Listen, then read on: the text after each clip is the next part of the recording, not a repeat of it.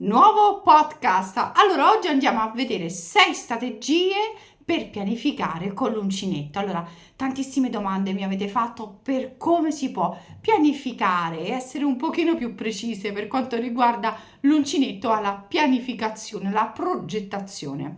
Allora, ci sono tanti modi, io vi spiego ovviamente il mio, spero che vi sia utile. Allora, sia per chi lavora e vende i propri progetti ad uncinetto, ma sia anche chi sui social fa tutorial oppure crea e poi fa delle foto, condivide.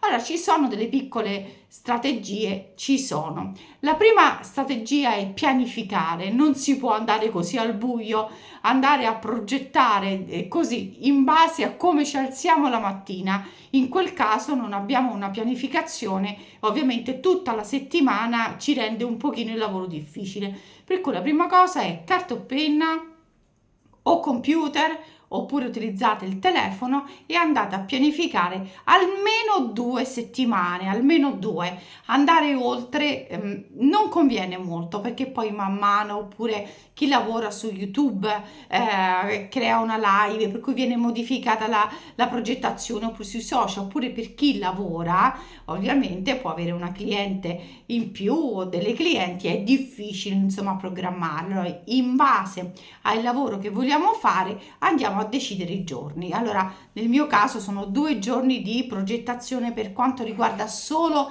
i tutorial, i progetti all'uncinetto, per cui vado insomma così all'incirca 2 settimane. In questo caso, quando ho fatto la pianificazione, passo alla seconda fase, sono i progetti, no? Con la pianificazione so che devo fare 2 progetti a settimana, quanto tempo ci metto, per cui vado a scegliere i filati, oppure ho già i filati e scelgo il progetto da realizzare, l'idea, il tempo che ci metto, oppure viceversa, vado a scegliere il filato o i filati che devo poi andare a realizzare nel corso delle 2 settimane. Allora, progetti lunghi divido insomma in progetti lunghi e in progetti ovviamente più facili, perché comunque la mia progettazione passano più giorni tra un tutorial e l'altro, io il lunedì e il venerdì, ma nel caso vostro, per caso se state lavorando tramite insomma delle clienti che avete, oppure perché vendete, avete comunque delle scadenze che dovete comunque progettare voi, dire voi quanti giorni ci vogliono per realizzare un maglioncino, un cappello, per cui in base a quello voi andate a progettare i giorni. In quel caso voi andate poi a prendere il filato, questo poi dipende se lo ordinate su internet oppure in un negozio fisico. Quando abbiamo preso i filati dobbiamo realizzare i campioni, questo ovviamente tutto in velocità, perché poi diventa come una ruota, no?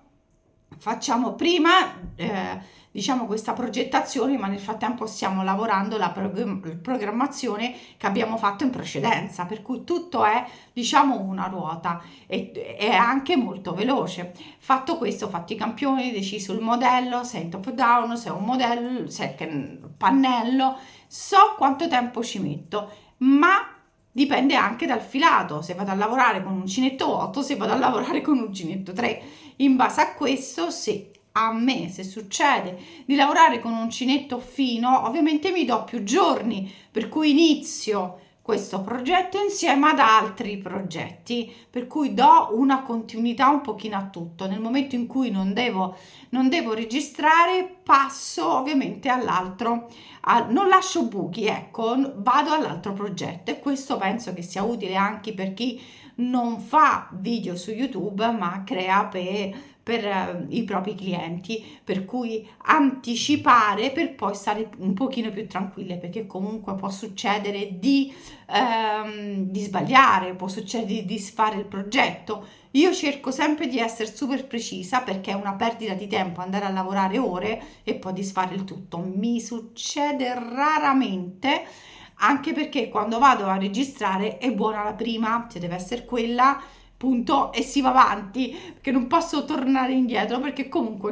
ho già registrato, perderei molto tempo. In quella fase allora è l'orario che decidiamo e i tempi. Spesso mi dite: ho visto il podcast comunque dei 3 giorni, la maglia in 3 giorni. Vi lascio alla fine della fine del video questo video che è molto carino da andare a vedere.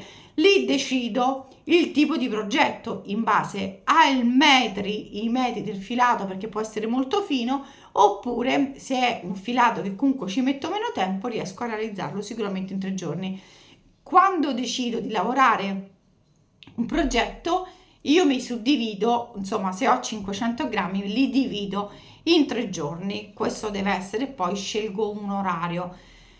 In tal caso che io ho delle registrazioni, faccio le registrazioni e poi man mano vado avanti, ma posso registrare anche 2 tutorial in contemporanea. Questo perché? Per anticipare, per non stare mai indietro e poi lasciarmi sempre un tutorial jolly, sempre, perché comunque può succedere che c'è un imprevisto e in quel caso io ho un altro tutorial da poter far vedere. Quando io mi sono fatta una piccola scaletta, ho fatto tutta la registrazione di quello che devo fare e vado all'avvio. Può succedere che se lavoro in top down vado subito in registrazione perché voglio farlo vedere e poi riniziare da capo una registrazione significa che il top down l'ho fatto 2 volte dopo e allora faccio subito la registrazione diretta. Quando invece lavoro a pannello posso anche decidere di fare un piccolo campione e farlo vedere dopo, perché la lavorazione a pannello insomma ci permette di poter a poche insomma varianti, abbiamo un rettangolo da fare davanti e dietro, a meno che poi c'è uno scollo delle diminuzioni per quanto riguarda le maniche. Questo poi dipende sempre dal modello. Può essere che io registro la parte finale, non la parte iniziale. Nel corso vado a realizzare i pannelli, poi realizzo le maniche, vado a fare il campione e registro solo all'ultimo l'inizio con il campione, per cui non ho mai ho più una programmazione lì un pochino più mentale, perché vado a registrare le varie parti in base a come mi è più comodo in velocità.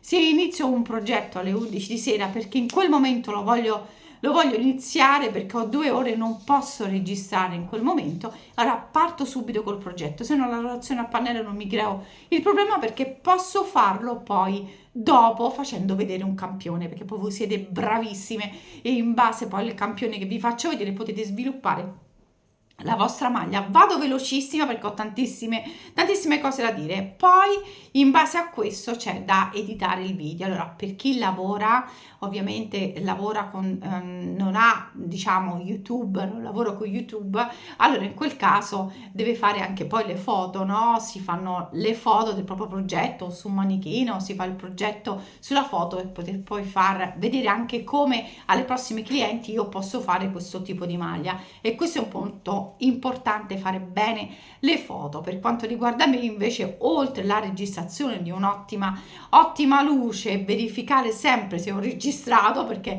può essere che diciamo il rec non parte, uno non se ne accorge, un pezzo può mancare. Questo può succedere sicuramente. In quel caso io poi quando vado a fare e editare poi tutta la programmazione, diciamo, del tutorial che io ho deciso di fare, e ci sono le foto e l'anteprima che spesso io parlo all'inizio e alla fine, per cui non posso editare durante i pezzetti che ho fatto. Io di solito lo faccio tutto insieme perché poi dimentico.